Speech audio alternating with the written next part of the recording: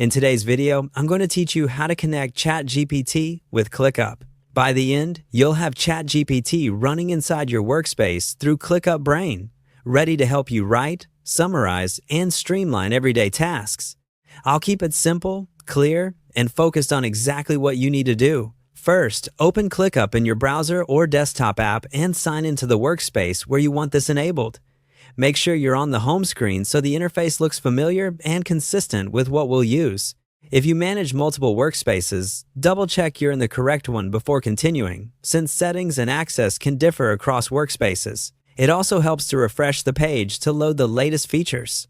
Next, look for the icon on the home display that opens your intelligent tools. Depending on your layout, this may appear as a brain or sparkle-style icon in the top bar or the left sidebar. Click it to open the panel. If you don't see it, you may need permission from a workspace admin, or your plan might not include ClickUp Brain yet. In that case, ask an admin to enable the feature, verify your plan supports AI, and then refresh your page. If the button is present but unresponsive, try a quick sign out and back in, or switch to a supported browser.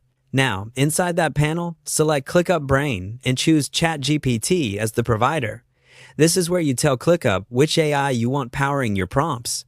When you pick ChatGPT, you may be prompted to accept terms or confirm access at the workspace level. Follow any on-screen prompts to authorize. Once authorized, ClickUp will remember your selection, so you don't have to repeat this.